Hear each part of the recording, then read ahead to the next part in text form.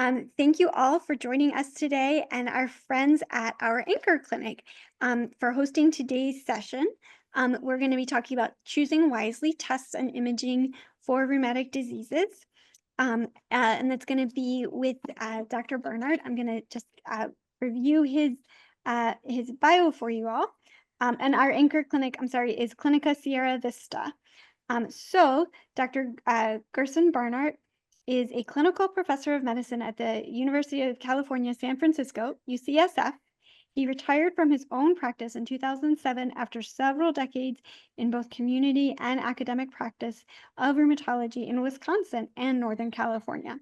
Since then, he has continued precepting rheumatology fellows at Stanford and UCSF and instructing medical students, as well as general physicians, nurse practitioners, and physician assistants. And with that, I'm going to turn it over to you, Dr. Bernhard. Thank you. Thank you. Well, good afternoon. At least I assume it's afternoon wherever you are.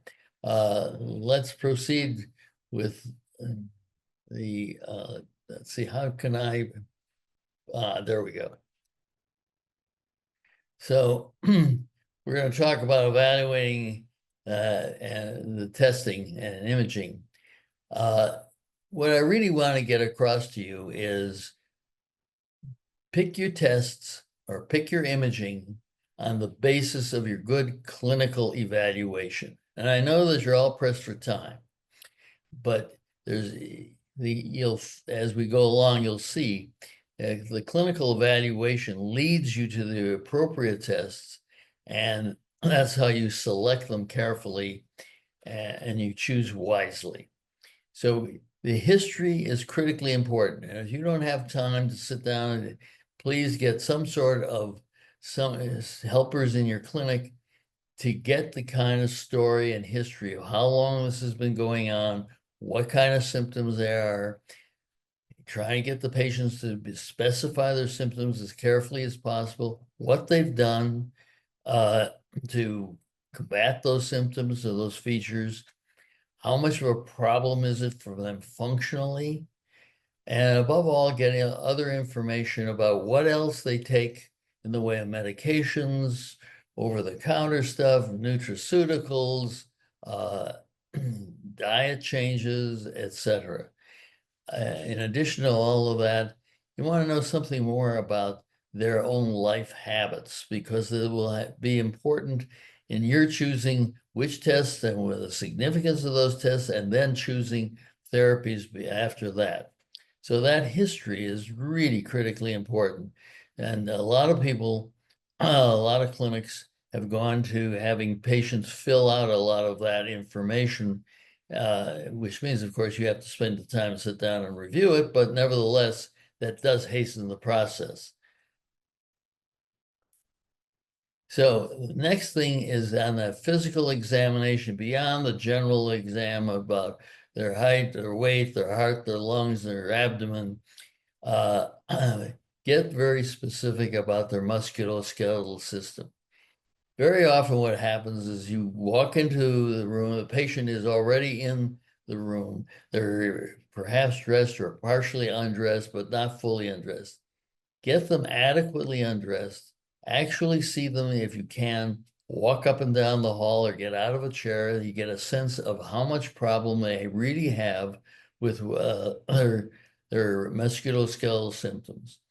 Get a good, careful look at all their skin, and then look at all those joints and muscles and determine in appropriate testing is whether there are really signs of inflammation, i.e., are those joints really swollen and tender, or is this rather diffuse? Are there any contractures? Are there limitations of motion? Is there significant muscle atrophy, muscle weakness, etc.? But add those things in before you choose your tests. Then choosing your test, you're really looking at the test for their clinical utility, obviously for diagnosis, and also for prediction, for their course and the outcome, and it may help you in choice of therapy. above all, think about the positive predictive value. Is this really going to get me? I like to hearken to a thing called Sutton's Law. I think few of you knew anything about Willie Sutton, who was a famous bank robber in Philadelphia about a century ago. When they caught Willie, they asked him, why did you always go to the banks? And he said, that's where the money is. And of course, that's what you really want to look at. Where is the money? In other words, what is the predictive possibility that the test I'm going to choose is really going to get me the information I need? And of course, is the test that I choose useful to me, not only for diagnosis, but is it something I need to follow? Some tests help you in diagnosis, and other tests help you in diagnosis and may be useful in following the course of therapy. So those are the things you want to consider when you're choosing your tests. And of course, there's the cost. Because if you can reduce the cost of testing and use your clinical judgment and you have your tests significantly focused, you'll get more per money, per dollar, so to speak.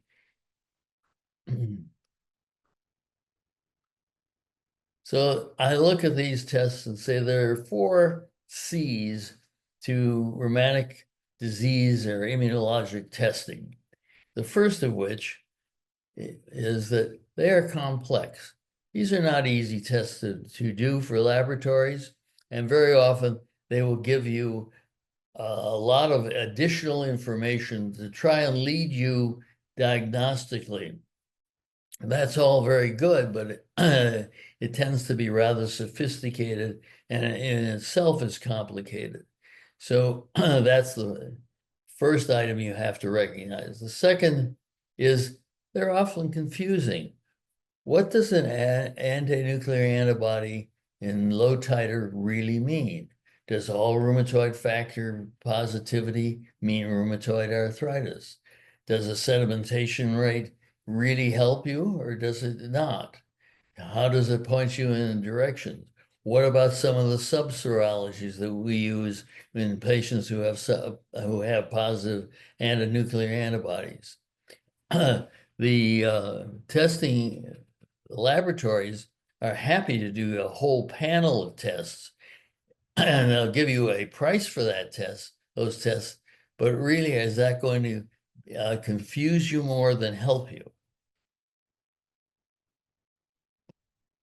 I like to point out that for the most part, in rheumatic diseases, these tests are confirmatory. They are not by themselves diagnostic. Oh, sure, if you get a septic joint and you get a positive culture from that joint, they are diagnostic indeed. If you get urate crystals that you are seen on polarized microscopy, that's diagnostic. But those are very few situations. Many of these tests confirm your clinical judgment, and that's why it's so important to get that clinical information, both history and physical, before you choose your testing. And finally, as I mentioned before, these cost money. And the more tests because of a positive survey test, you then get further testing and the cost goes up, but the value to you, both clinically, is not necessarily commensurate with that increased cost. So let's look at first the non-specific tests. The basic blood tests, of course, blood count, creatinine, and chemistries. You need to have that information as background so that you have an idea of how your patient is in general.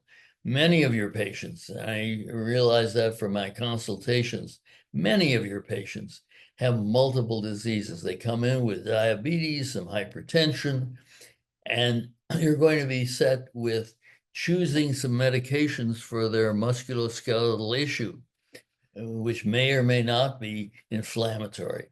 So knowing their blood count, knowing their creatinine particularly, and their blood chemistries, especially liver tests, is terribly important. And I know that for the most part, that's classic information. You have it in on file. And if it's not recent, then you probably should upgrade it.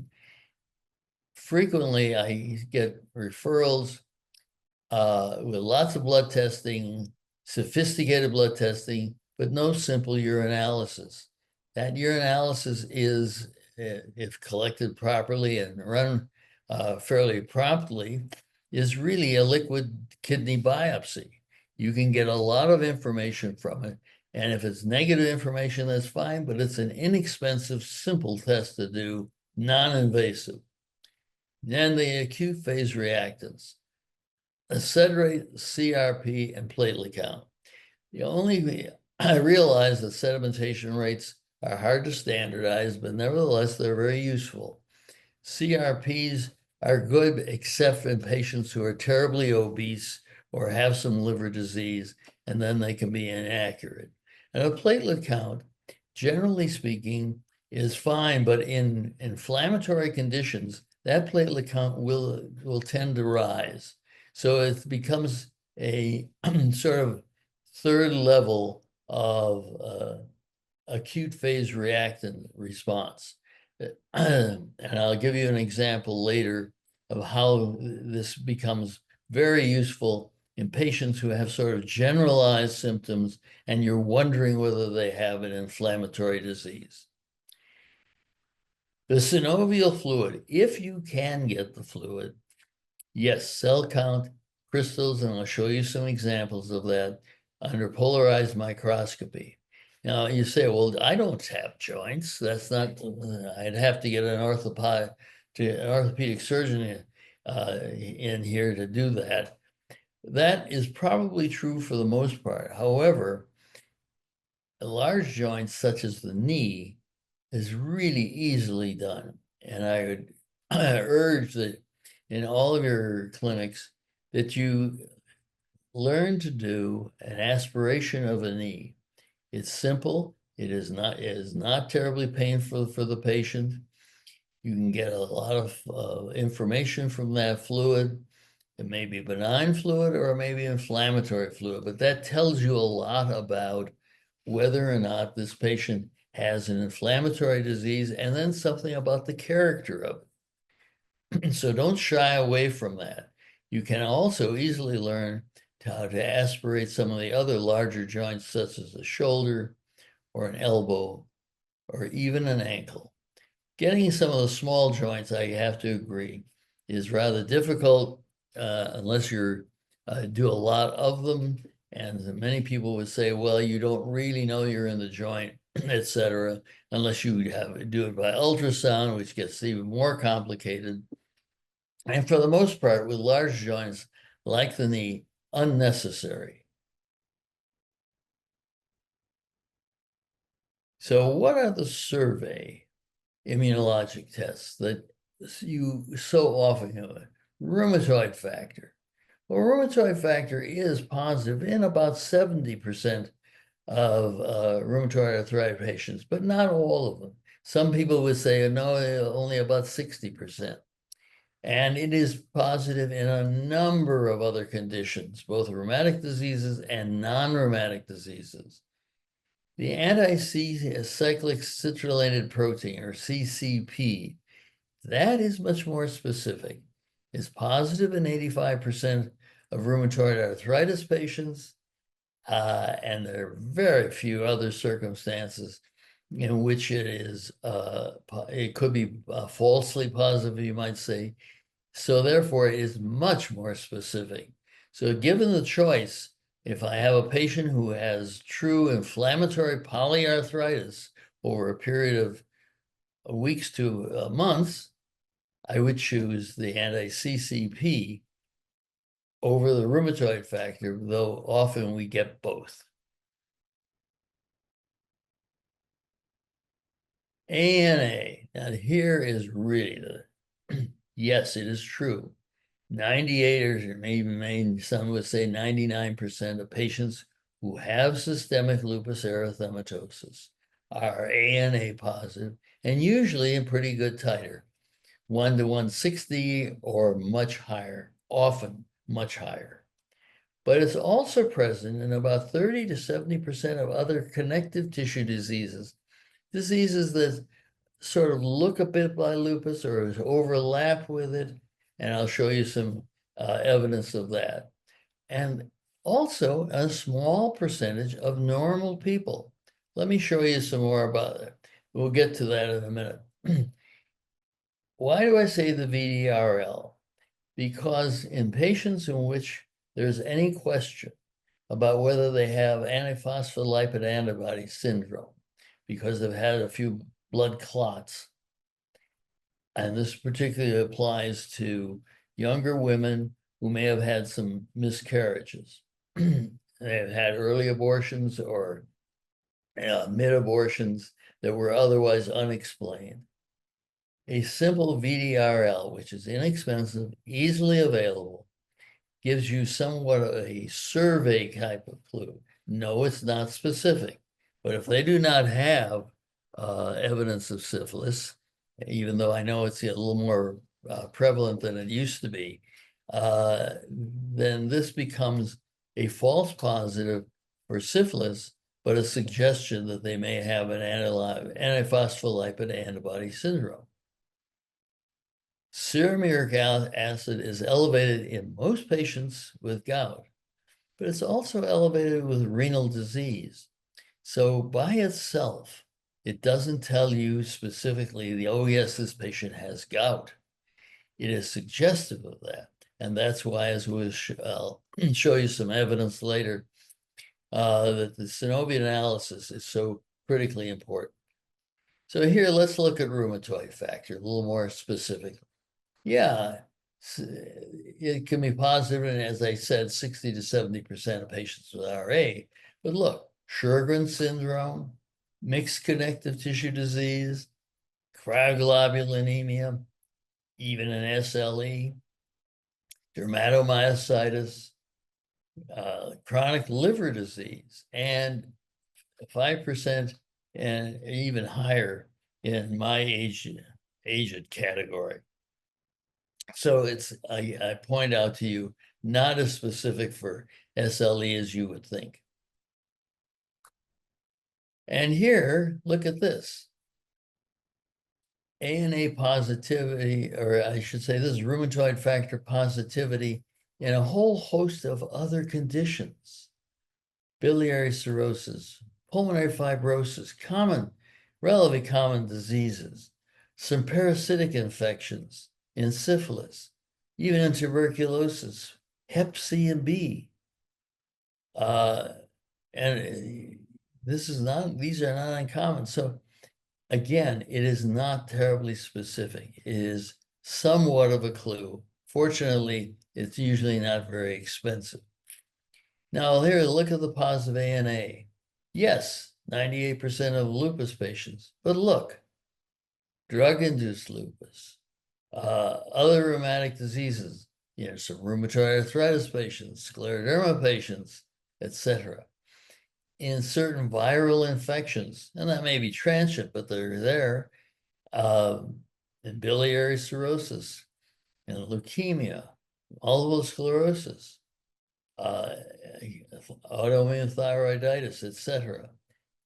So a positive ANA does not really tell you what you want to know unless it is hooked to a set of symptoms that suggest an inflammatory rheumatic disease, and not only symptoms, but clinical findings.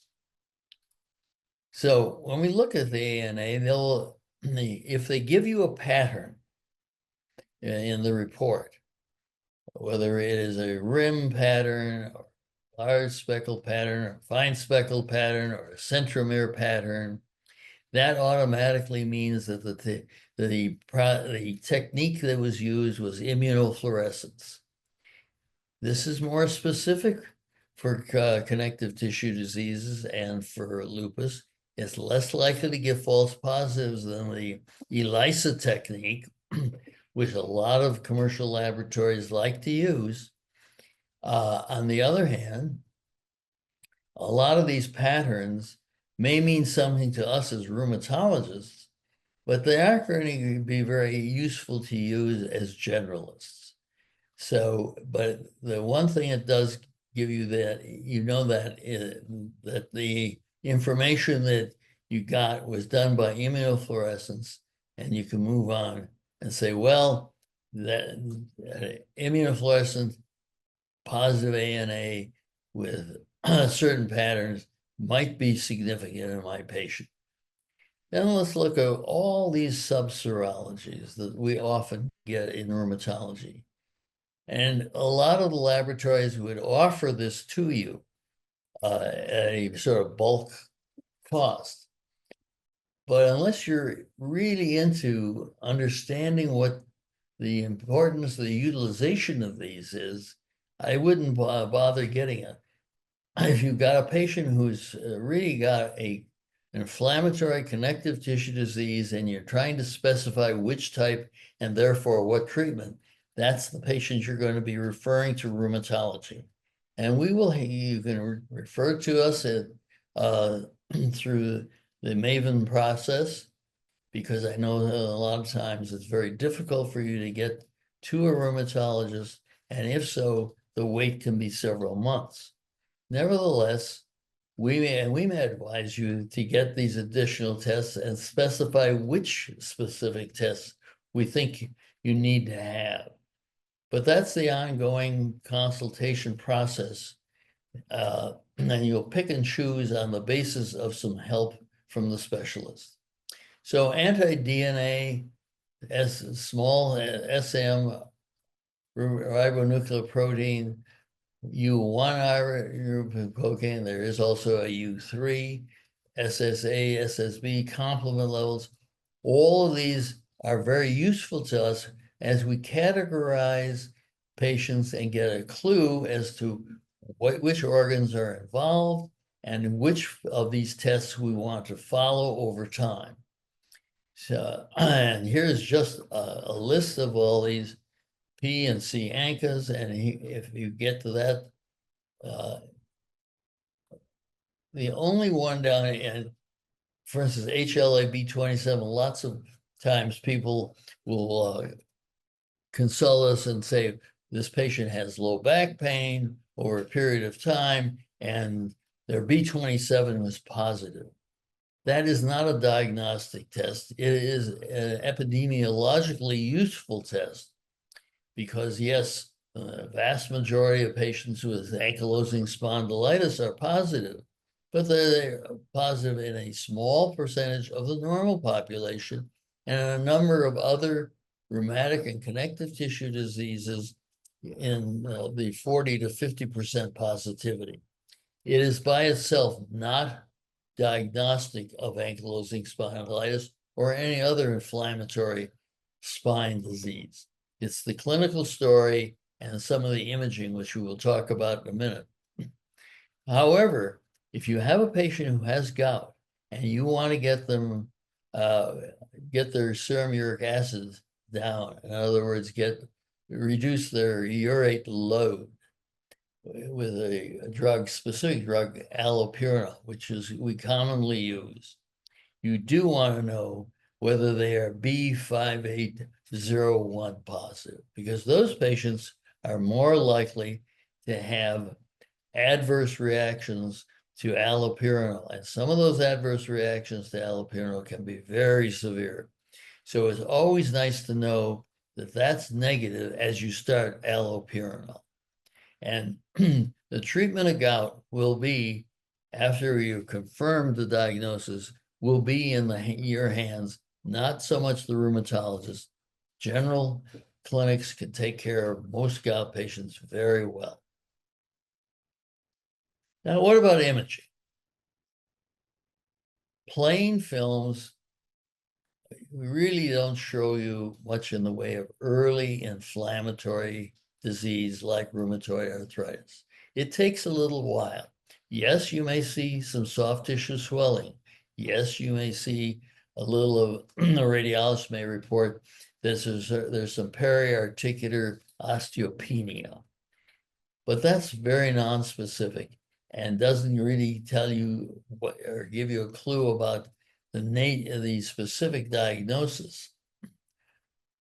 So if you have a patient who has an inflammatory rheumatic disease over a period of some months, then you may see some changes on those joints, which will give you some clue as to the nature of it, the pace of which the disease is progressing, at the stage of the disease, and you can fit that into your clinical evaluation, your laboratory studies, and add this. And of those, if you get films of hands and feet for suspected rheumatoid arthritis, you get a lot of joints per film, and you get the joints that are most commonly affected. So those are, and with the hand films, I would urge that they make sure that they get the wrist along with it. With knees, you really, for rheumatoid arthritis, that's going to be a late change. However, for evidence of osteoarthritis, no, that's going to be much earlier, but you want weight-bearing films for osteoarthritis. And so often I see patients who've had knee films, but they're relying on the radiographic table rather than standing. An AP pelvis for possibilities of spondyloarthritis, any form of spondylitis, whether it's ankylosing spondylitis or it's a spondylitis associated with psoriasis or inflammatory bowel disease. A single AP pelvis film will tell you a fair amount. You're looking for evidence of erosions of the sacroiliac joints, and the real true sacroiliac joint is about 2/3 of the full sacroiliac joint. And tell your radiologist that that's what you're asking, and to distinguish that from osteitis condensans ilii, which is fairly common in multiparous women. You don't need to get a full spine film, which is a lot of radiation and additional cost, because unless you're really looking for fractures or malignancies or infections. And if in doubt, do not order full spines. Get the specific ones you need. And if it's inflammatory disease, the AP pelvis will do quite well. Chest films are very useful for two reasons. One is diagnosis. Is there any pulmonary involvement with this inflammatory diffuse systemic disease in this patient whom I'm seeing in clinic today? And that may lead you on to doing a CT. However, it's a good survey. And the other thing is there anything else going on in his lung? Does this patient have evidence of other diseases like tuberculosis, like histoplasmosis, or in our area, like coccidiomycosis? Those are things you want to know because you're going to be adding some medications, and this information will be useful. The MRI is really rarely useful in an initial evaluation. So be selective. MRIs can be, for instance, if you really think on the plain films and on the clinical judgment and examination that your patient has a spondyloarthritis, such as ankylosing spondylitis, yes, then go ahead and get the MRI, because that will be very much more specific and will be helpful to you.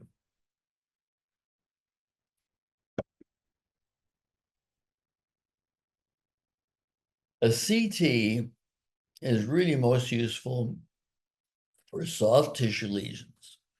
And that's when you want to look at that. But you rarely need it for peripheral joint inflammatory disease. So let's look how this works out in some cases. So I've just selected some sort of common cases that we've seen in consultation. A 55-year-old Hispanic man comes in and he's complaining of pain and swelling of his left knee for the past few days. He had a similar episode in his right foot last year, and he took some ibuprofen that he got over the counter, and it went away in about a week, and it was fine, no problem. And he says, I didn't hurt it, I didn't bang it, I didn't misstep, I didn't stub, I didn't fall. And otherwise, he's in pretty good health, but he is on lisinopril for hypertension. And he works as a farmhand, no recent cuts or sores. And his vital signs are okay, except maybe he's got a little fever and he's a little overweight. His blood pressure is controlled. His general examination otherwise is pretty unremarkable, except when you get to the left knee. And that's really swollen tender, and he doesn't want to move it. Doesn't like you mussing around with it. So the differential diagnosis here is pretty straightforward, isn't it? Crystal disease like gout, pseudo gout, or some other inflammatory connective tissue disease that is just presenting for the first time with one joint. That's unlikely. Rheumatoid arthritis usually does not produce episodic inflammatory single joint disease. And the same is true for vasculitis and certainly for lupus and other of those lupus variants. So what you really need, of course, is the basic stuff. CBC, urine chem screen. Is serum uric acid? Sure. But the key is the synovial analysis. And here, this is why getting that fluid will be diagnostic and set up your therapy going forward. So what do you want to get out of that synovial analysis? What do you want from that fluid? You're going to send it to the lab, but you'll look at it. Is it clear and is it pale? If it's pale yellow and it's clear so that you could even read a newspaper through it, it's not inflammatory. If, on the other hand, it's bloody, that would suggest that there's been some trauma or some unusual disorder that results in bleeding. You want a cell count and a differential. Ordinarily, joint fluid has very few cells. We usually say less than 250. You certainly, if you have a lot of cells in there, you want a gram stain and a culture. However, I'll tell you that gram stains and cultures and septic joints is about 50 to 60% positive in most situations. Above all, you want the crystal examination by a compensated polarized microscope. That, of course, you can't do in your clinic. It'll be sent out, but request that specifically. It is unfortunately up to the operator as to how good they are to do this, but those are the things you want out of that joint fluid. And here's an example of what I'm talking about. The intracellular uric crystals under polarized microscope. This is what they see. And if you look very carefully, this is within that cell. So that is diagnostic of gout. By contrast, they're very hard to see. Look at the little blue ones, and they're sort of stubby. Those are calcium pyrophosphate crystals. The crystals one sees in what's called pseudogout or calcium pyrophosphate crystal disease. They're distinguishable, they're diagnostic. Sometimes you'll get both crystals, and it's hard to know whether you're dealing with an episode of gout or pseudogout, but more likely it will be gout by itself. Let's look at case 2.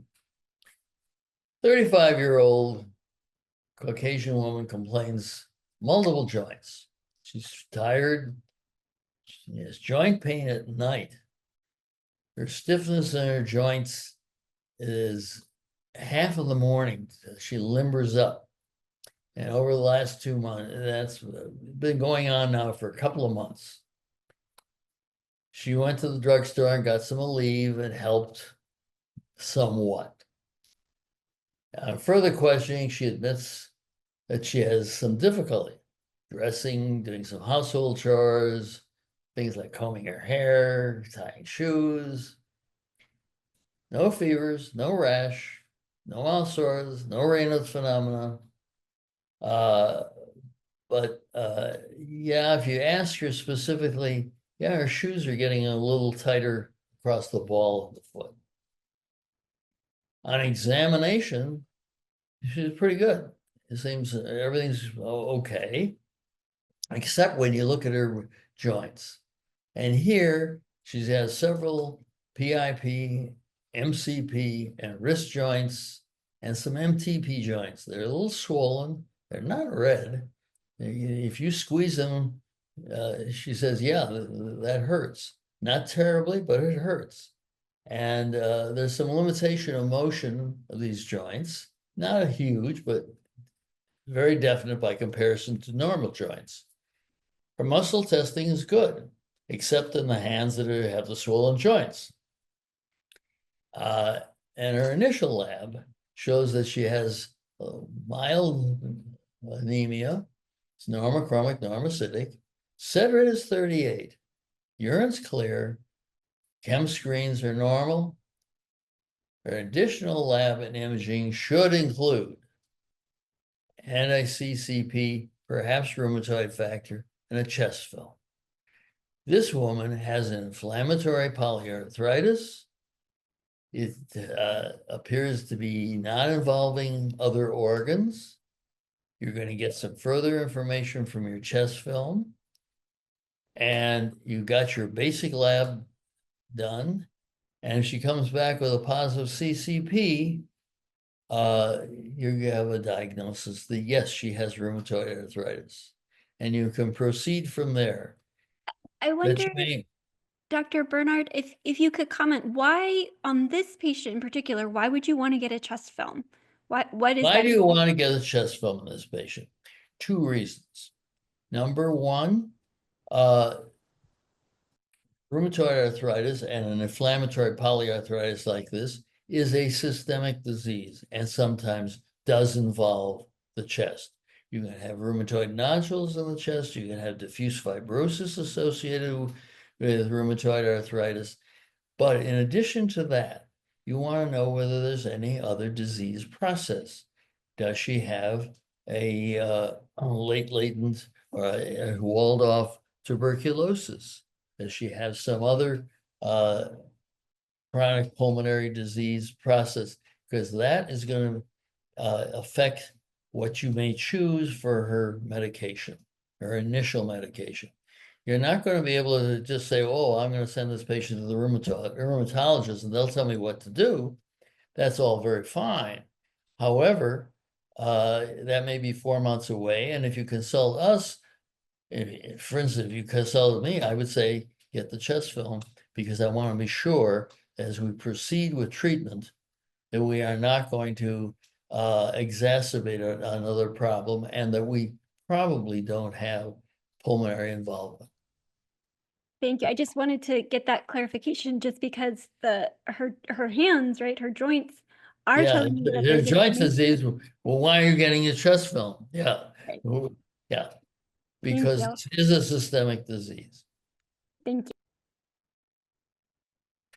Contrast that with the 48-year-old Caucasian woman who is known to this clinic and other clinicians. And she's on treatment for mild hypertension with hydrochlorothiazide, lisinopril. She's got type 2 diabetes and metformin. And now she comes in and says, over the last, if you ask her how long it's been going on, oh, she's been hurting. Her joints hurt. She hurts a lot of different ways. Her muscles hurt. She fatigues. And this is now progressing, getting worse. And that's why she's finally coming in to tell you about it. She did the obvious thing. She went to the drugstore, got some Aleve, and it helped a little bit, but not very much. And things are still progressing despite that. She thinks there's been some thinning of her hair, but you only pick that up because you ask specifically. And she does not have any mouth sores. She doesn't have any inflammation of her eyes. She doesn't have a rash. She doesn't have chest pain. There's no nausea and vomiting. But she gets some bloating, some gas, and you're suspicious that she has some irritable bowel. No GI symptoms, except maybe some vaginal dryness, but she's 48 and she's menopausal. Sometimes her fingers feel a little numb, but that goes away very fast.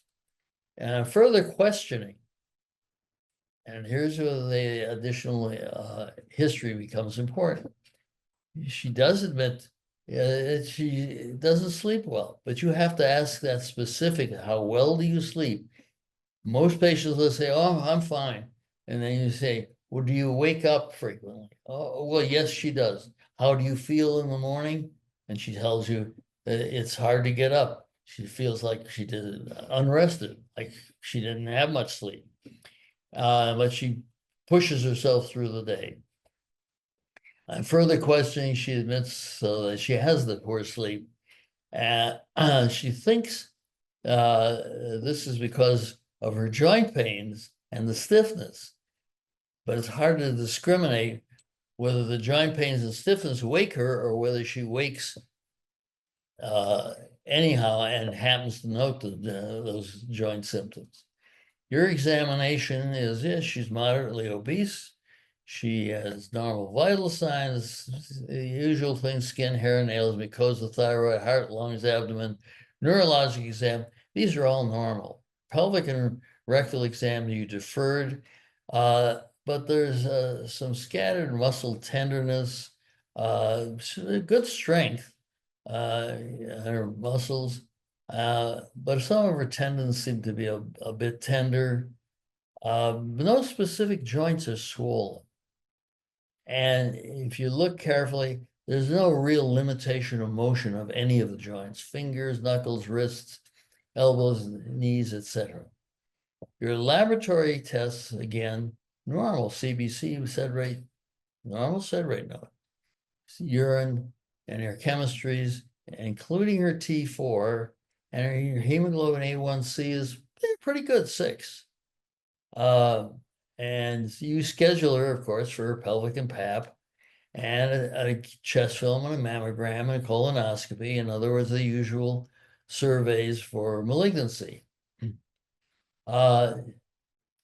Now, should you order an RA, a CCP, an ANA, or an ANA panel, an ANCA, or joint films? I would tell you, you do not need these for diagnosis. This is a patient who has what we call fibromyalgia: widespread aches, pain, stiffness, no specific clinical findings, chronic problem associated with sleep disturbance and fatigue, some possible gastrointestinal symptoms, maybe a diffuse headache,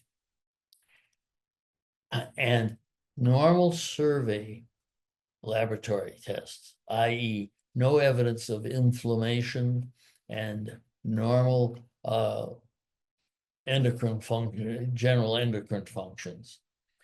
it sometimes becomes useful if you sit down with this patient and say, well, I'll get all these tests just to show you that you don't have rheumatoid arthritis, you don't have systemic lupus like your neighbor said you might have, etc. But this is the patient in which you do not want to spend a lot of extra money, which will give you some spurious information. What if her rheumatoid factor came back a little slow positivity? What if her ANA came back 1 to 80, speckled pattern? That's when you're going to be confused as to what to do with this. You'll ask us, and we're going to come back to you and say, look at the patient, see what you've got. A probability that she has a diffuse inflammatory connective tissue disease is exceedingly low. And I, further I testing may only confuse you further. I wonder, Dr. Bernhard, one of the things that you included in the case was talking about how she had had some tenderness, but good strength. And so just wondering, how do you make that assessment when you're in the clinic? You can test strength very directly. And this is the kind of patient who, if you retest them, they're going to be 5/5. They're not going to be weak. Their muscles are probably will not be atrophied. However, you may have some diffuse muscle tenderness, so-called tender points, which don't relate to specific joints and don't relate to specific muscles. They're rather diffuse, usually up in the shoulder, the trapezius, and mid to low back, but sometimes around the knees. So don't get confused by that and say, well, I really found some clinical findings of inflammation. Inflammatory disease will present as inflammatory disease. I So think you I you think that's can an discriminate, and you're bolstered by the normal survey laboratory. Yeah, because I'm just thinking about how the assessment for muscle pain, it's it's important to recognize that it doesn't ever feel like super great to have a massage tough on your arms, but understanding that that's not affecting the bulk and tone of the muscle, which is different than an Tight, inflammatory. tight muscles and people who are deconditioned is sometimes tender if you press deeply. That is true. But inflammatory muscle disease is usually not tender, is weak, and they can't produce, they can't function, but it's not tender. If you have localized tenderness and weakness with other evidence of inflammation, then you've got a different disorder altogether. We're talking about something that needs to be pursued in another way. Thanks for the clarification. So let's look at this one. You've got a 30-year-old Native American man. He comes in and he's got some low back pain. And it's been here, really for a few years. It's variable. He works as a stock clerk. And he always thought, well, that pain's related to lifting some of the things I'm doing. And he'd pop a few pills and feel better. But if you ask him specifically, yes, he gets pain at night that wakes him up. And in the morning, yes, he has stiffness, but it lasts for a couple of 3 hours. And yes, he does get some relief when he takes some ibuprofen. He doesn't have any problem with his skin. His GI tract is okay. No GU problems. This has been going on a long time. There's no family history that you can pick up, except he does recall a fraternal grandfather who was sort of bent over. but that's all he knew about him. Your general physical examination, fine. Your musculoskeletal examination, peripheral joints is good. But when you ask him to do things like touch your toes without bending your knees, he can't do it. His back is stiff. As he goes from side to side, his back seems stiff. Yes, if you're really advanced in your examination, you can do what's called a Schober test and actually mark whether that lumbar spine is tender or reverses. In other words, a normal person at that age group, as they bend forward, should reverse their lumbar spine. It should sort of curl.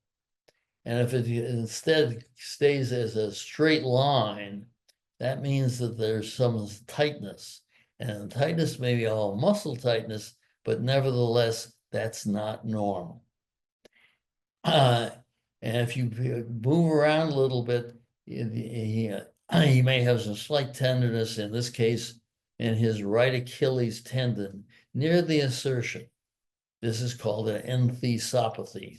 And checking those little insertions of big tendons, like quadriceps, like Achilles, like elbows, is sometimes useful in people who have a possible inflammatory connective tissue disease that involves their spine as well.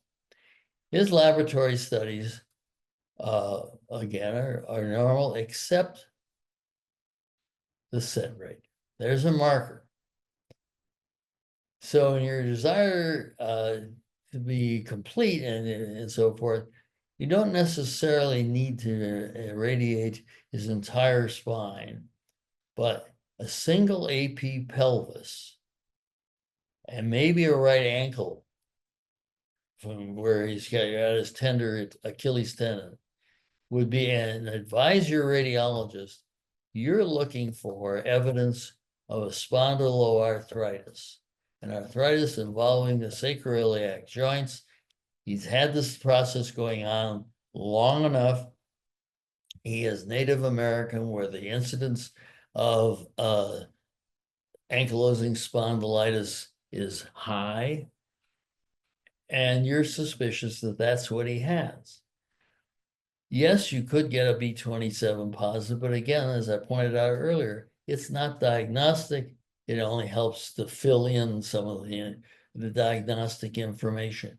And it is not going to be prognostic for you either, and it's not something you would be following in the course of his disease. If indeed that's what's going on, well, while you're waiting, you can really get a sort of therapeutic trial, but start them on a full dose of your favorite NSAID, whether it's naproxen or meloxicam or Celebrex, but full dose, and see if that in itself improves it, because that's the first line therapy anyway. So I hope that this gives you a clue as to how to proceed, what tests are useful, and what tests that you really can sort of discard or realize are non-specific and therefore not helpful diagnostically. So the real message is, don't reach for the tests before you have a good clinical background, and then look at it and select them, say, what's the probability that this is an inflammatory disease, and which one do I think it is? Don't worry about finding the zebras. Just do your job to get the main inflammatory disorders so that you can proceed from there. And then when you do that, you'll be in a stronger position to request consultation, and a stronger position to follow through in managing that patient. So with that, I will take questions or comments. Thank you so much, Dr. Bernhard. I thought it was great. I hope it was helpful for our learners. Just looking, I don't see any questions in the chat or anything in the Q&A, but I hope people feel um, ready and willing for questions. I was just wondering, Dr. Bernhard, if you could go over something that I think can be a confusing thing for different clinicians sometimes.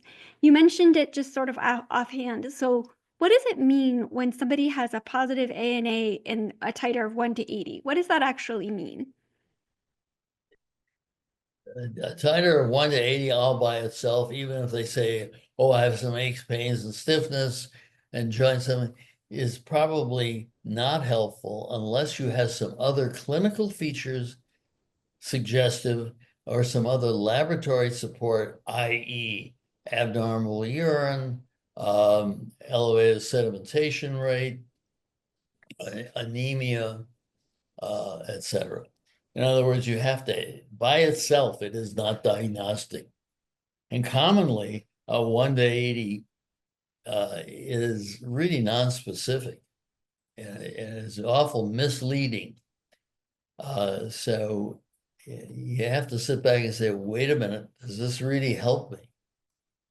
Yeah. Now, if you got a relatively young woman in who has some features of an inflammatory disease, which may include joint symptoms, and you get a sed rate that's modestly elevated, even if she has a normal urine, and the ANA comes back 1 to 320, even as they say it's a speckled pattern, that patient needs to be evaluated further. You need more information, more laboratory information, maybe more specific clinical information, but certainly more laboratory information. And that patient should have additional immunologic testing along the lines that I mentioned.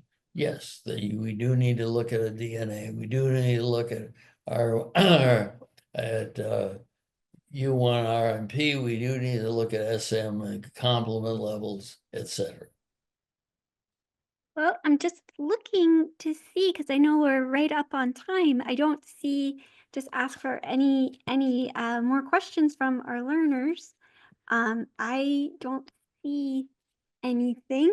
So I just want to remind everybody about the CME survey. That you will get the CMA survey in a tab when you close this webinar, and we really appreciate you taking a few minutes to complete it. It gives you CME credit, but it also helps our planners get the best session for you. And we share our feedback anonymously. So the speakers, I know as a speaker, I really appreciate the feedback, and I don't want to speak for you, Dr. Bernhard, but it's always helpful, I think. Yeah, no, it's useful. Okay. Well, I guess with that, I hope everybody has a good rest of the day and that they can get back to their patients, and that we look forward to seeing you all again for another great MAVEN talk. Thank you again, Dr. Bernhard. I think it was great. Good, thank you. Have a good day, everybody. Bye.